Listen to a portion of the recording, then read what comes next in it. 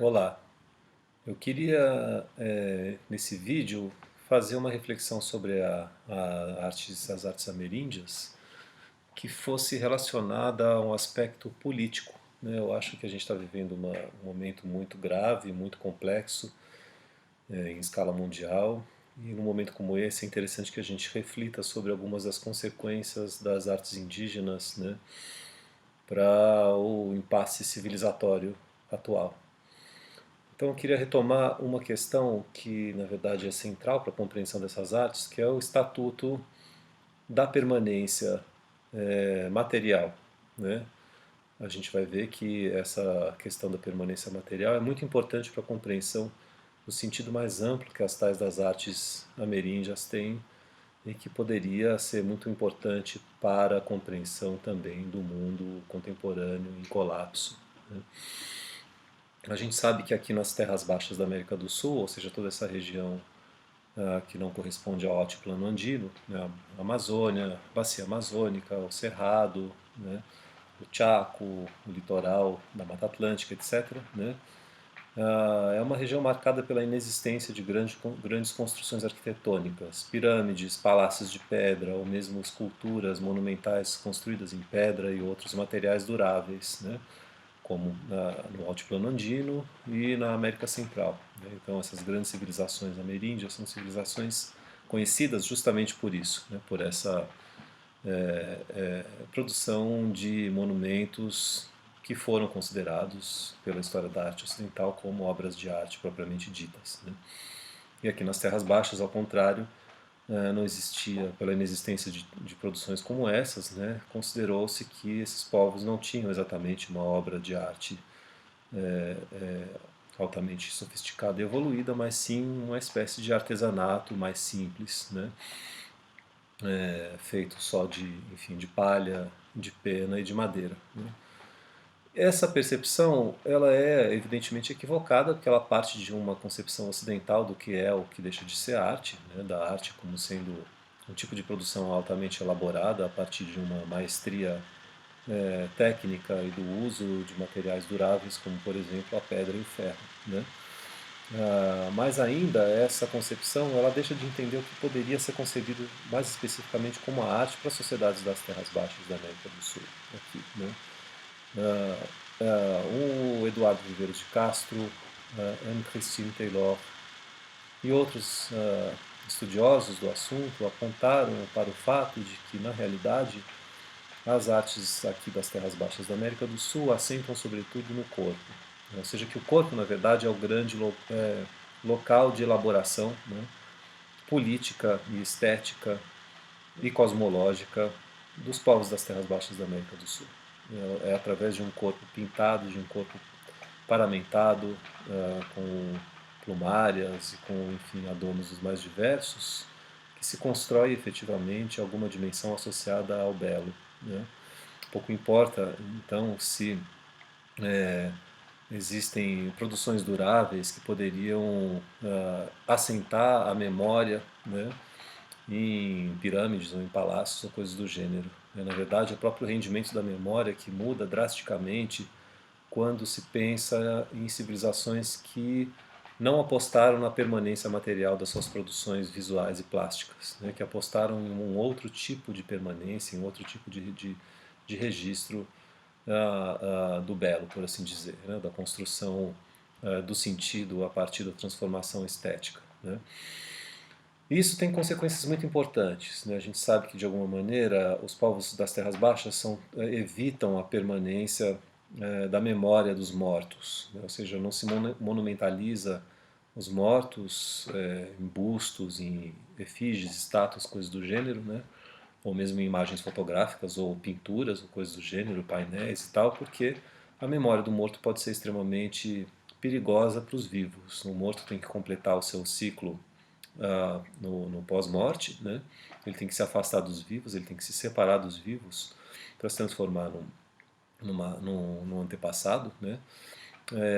E por isso não se pode figurar a imagem do morto, não se pode produzir emblemas figurativos que evoquem essa imagem, né, e que, portanto, evoquem novamente a presença de uma pessoa, de um ente querido, né. Ao contrário, essa presença precisa ser efetivamente apagada, né, nos seus vestígios materiais.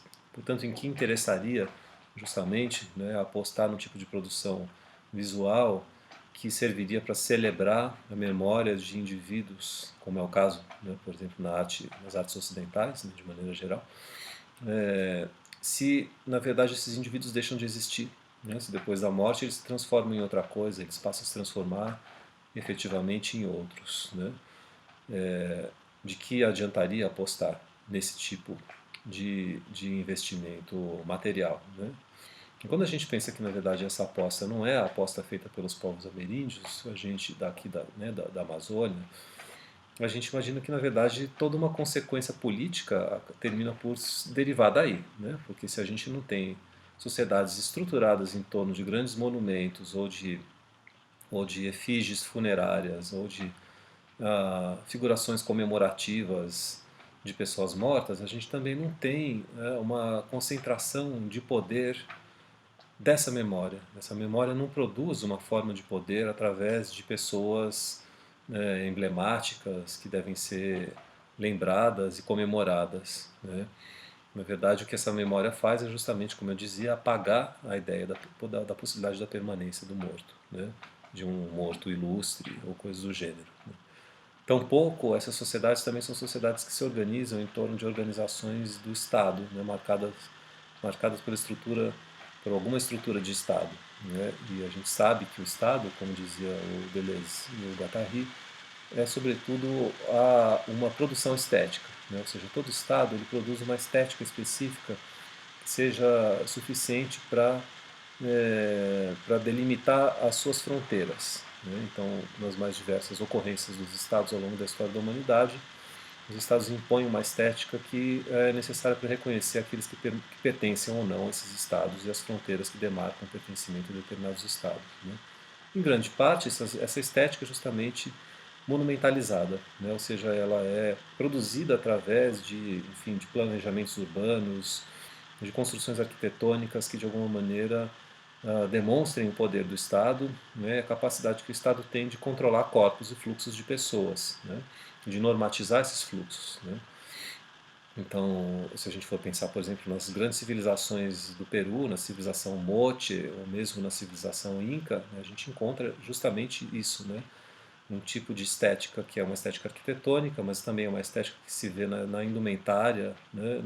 Na produção de cerâmicas, em vários aspectos, né? Que implica também na delimitação e no reconhecimento das pessoas que pertencem efetivamente a um determinado Estado, né? Esse tipo de coisa inexiste nas Terras Baixas, né? O Pierre Clastres, que é um antropólogo francês famoso, né?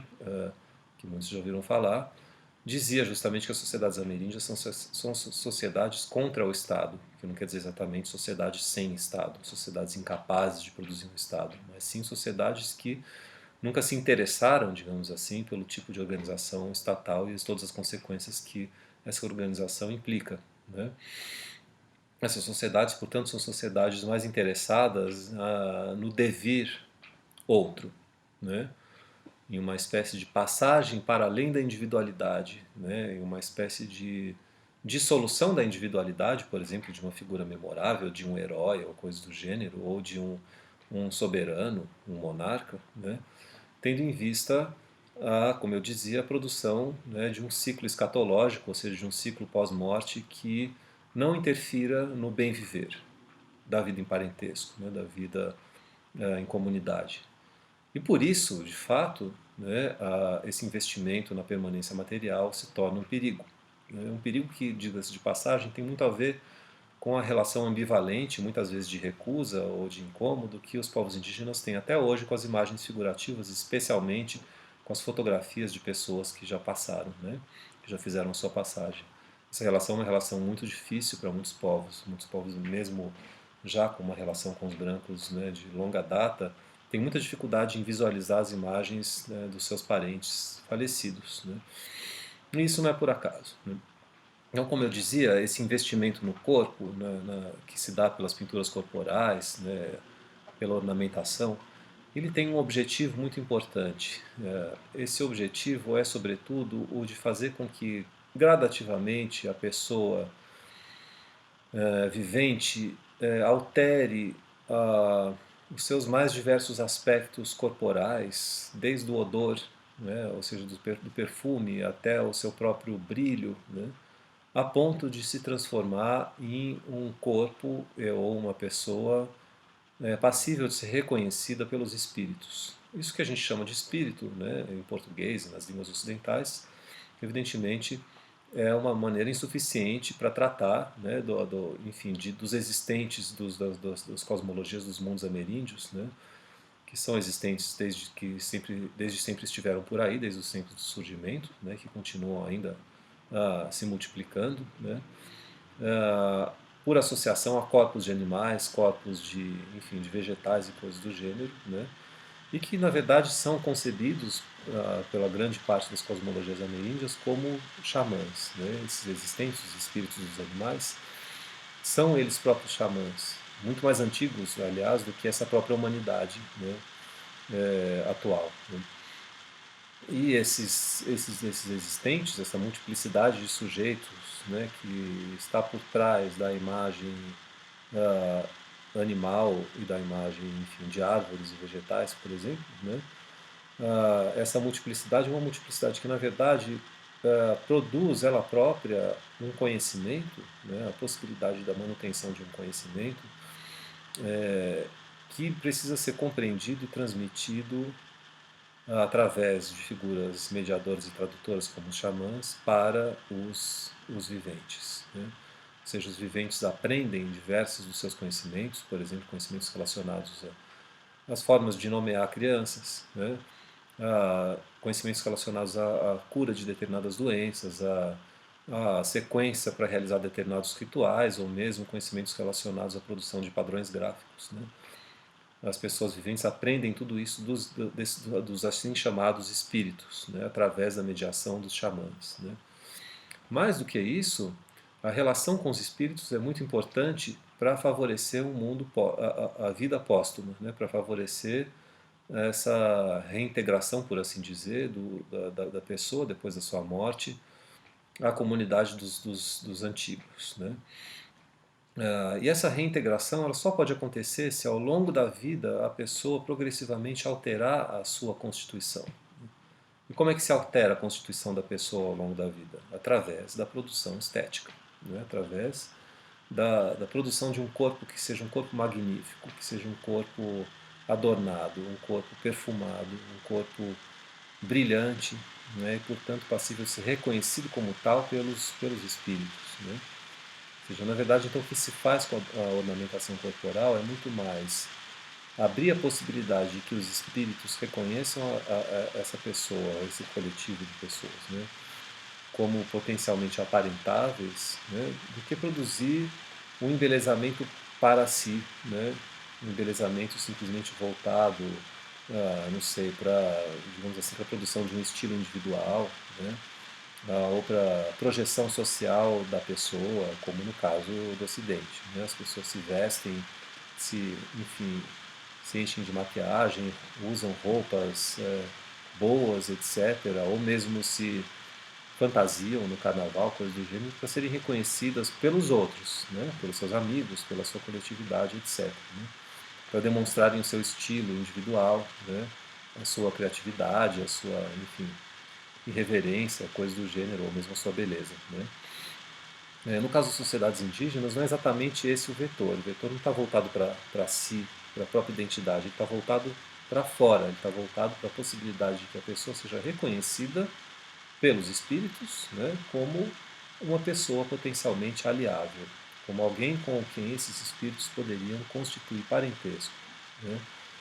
Isso é muito importante, né, ou seja, que desse reconhecimento, ou seja, da possibilidade de que a pessoa seja vista pelos espíritos, né, que depende a possibilidade de uma vida póstuma melhor, né, quando a pessoa morre, o corpo desaparece, os duplos que habitam esse corpo, os duplos ou as almas, vão ter destinos variáveis, né, e esses destinos só vão ser bons, né, se a pessoa tiver em vida estabelecida em relação com os espíritos. É assim que funciona, por exemplo, um xamanismo dos Marubo, né, um povo falante de língua da família Pano, do Vale do Javari, da terra indígena Vale do Javari, com o qual eu venho trabalhando há muito tempo, desde 2004. Né?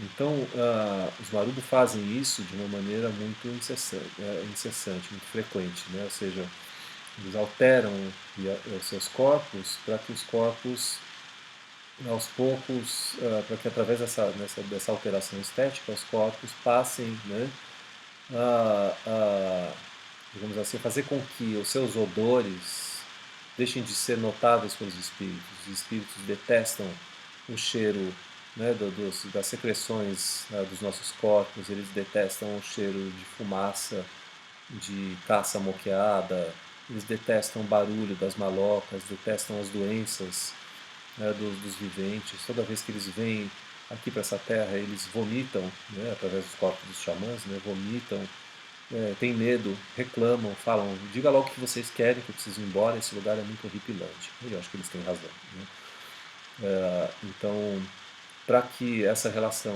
né, se estabeleça, as pessoas, por exemplo, no começo de uma sessão xamânica entre os Marubo, perfumam seus corpos com raspas de canela, né, da casca de uma árvore muito parecida com a canela, né, tem um aroma muito agradável, né, e espalham toda essa raspa da canela pelos rostos, pelos corpos, né, ou então pintam os corpos com padrões gráficos específicos, que são os padrões gráficos reconhecíveis pelos espíritos, né, a fim de que aos poucos uma aliança se constitua, né.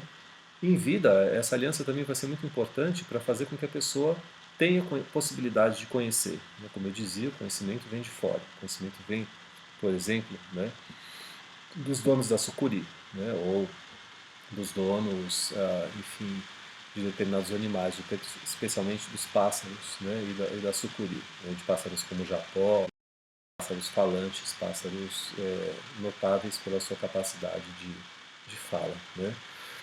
Então, assim, a pessoa aos poucos vai se tornando, mesmo em vida, aparentada desses espíritos que a ensinam e que fazem com que ela seja capaz de falar, né? Isto é, de memorizar longas sequências de cantos de narrativas que dizem respeito, entre outras coisas, à possibilidade de conhecer o surgimento dos mais diversos fenômenos existentes, né? Desde os brancos até dos animais, das doenças, e coisas do gênero. Né? Quando a pessoa efetivamente se torna capaz de conhecer, né, o surgimento das coisas, ela se tornará também, depois da morte, capaz de atravessar o caminho dos mortos e fazer uma passagem bem sucedida, ao invés de retornar para essa terra e ficar aqui vivendo como um espectro, como um fantasma, né, que assedia os vivos e que causa doenças das mais diversas. Né? Então, mais uma vez, né, para frisar, esse vínculo com os espíritos, que é um vínculo que propicia a capacidade intelectual da pessoa, né, é um vínculo que só pode acontecer se essa pessoa vivente estiver progressivamente engajada em alterar o seu corpo, ou seja, em produzir um corpo mais belo, né, um corpo mais agradável, né, e mais próximo, digamos assim, dos corpos, da produção estética dos corpos que os próprios espíritos fazem. Né? Porque o que acontece muitas vezes é que os xamãs, ao visitarem as moradas dos espíritos, veem as maneiras pelas quais os espíritos se pintam e se adornam, né? E então ensinam para os viventes aqui como é que essa forma de ornamentação é feita pelos próprios espíritos, para que as pessoas então repliquem ou reproduzam ou imitem essas formas aqui. Né? Aos poucos, um outro fenômeno bastante interessante é que a pessoa passa a ter o seu duplo, né, ou a sua alma, em geral o duplo do coração, né, ou que os marubos chamam de Shinan Nató, né, o duplo do coração, que é associado também ao pensamento. Né. Esse duplo, uma vez que se aparenta, né, se transforma em um parente dos espíritos, ele passa a ser desenhado, né, passa a ter o corpo todo coberto de desenhos pelos seus parentes espíritos, né, que em geral são espíritos de determinados animais. Né. E só quando a pessoa tem essa malha de desenho que cobre o seu corpo, coberta efetivamente coberta, completa, né, é que ela se transforma numa pessoa madura. Isso não tem a ver necessariamente com a idade, né? A pessoa pode ser jovem ou pode ser mais velha, né? Mas é como se na verdade tivessem duas temporalidades sobrepostas, né? A temporalidade dos corpos e a temporalidade dos duplos, né? E então nessa temporalidade e essa posição dos duplos, quando o corpo da pessoa se torna todo coberto, né, pelos padrões gráficos e pelos desenhos feitos pelos parentes espírito, que em geral são as tias, né, espírito da pessoa, né, ela se torna então efetivamente capaz, né, de produzir longas narrativas, longos cantos e coisas do gênero, né, e portanto de se transformar numa pessoa sábia, né. Então, com isso, a gente vê um investimento na produção estética do corpo, que implica numa transformação desse corpo, que faz com que a produção, né, de grandes monumentos ou construções materiais se torne, digamos assim, desnecessária. Para que você vai investir na figuração material, né, se os próprios corpos podem efetivamente se figurar, ou digamos assim, mimetizar, né, ou reproduzir a imagem de um protótipo, né, ou seja, a imagem daquilo que é efetivamente a referência para a produção de um determinado padrão estético. Qual é esse protótipo? São os próprios espíritos. Né? A pessoa pode ela mesma devir espírito e passar a ser reconhecida enquanto tal pelos espíritos, sem que seja necessário figurar, né, esses espíritos que são invisíveis para os viventes, né, e interagir com esses espíritos através de construções materiais duráveis e permanentes. Nessas construções materiais duráveis e permanentes, como por exemplo grandes esculturas em pedra que os astecas, por exemplo, faziam nos seus templos, né? Os Ixiptlas, né, para os astecas, que eram ao mesmo tempo esculturas que serviam de personificadoras das divindades, né?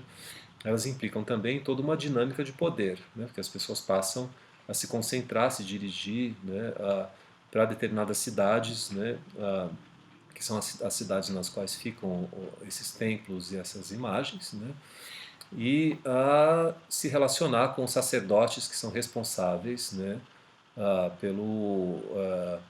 pelos cultos dessas divindades. Né.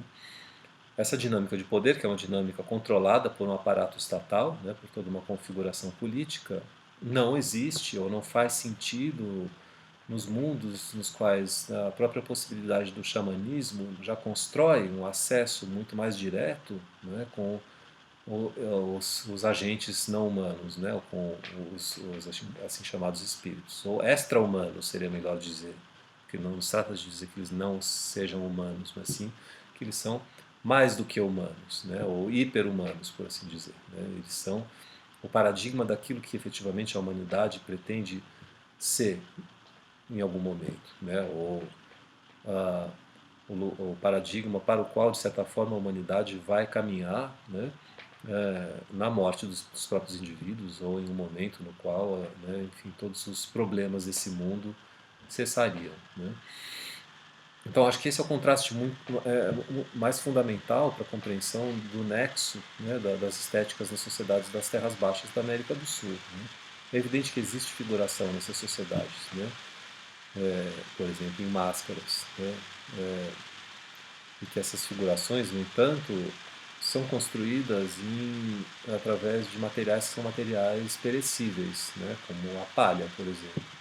Então, grande parte disso que eu estou falando foi pensado por autores como Peter Gall, que é um antropólogo inglês, né, que tratou justamente dessa relação da impertinência da duração material, né, nas terras baixas, ou pelo Aristóteles Barcelos Neto, que é um outro antropólogo que estudou as máscaras dos Walja do Alto Xingu, né, que são máscaras feitas para durarem e que figuram a imagem dos espíritos, né, mas elas só duram durante um determinado ritual, no qual o que se quer justamente é buscar a aliança com os espíritos que são figurados pelas máscaras, os espíritos que adoecem a pessoa, né, os apapatai, né, e que precisam então ser convocados a se tornarem aliados da pessoa através da produção de festas, que podem ou não agradar esses espíritos. Né.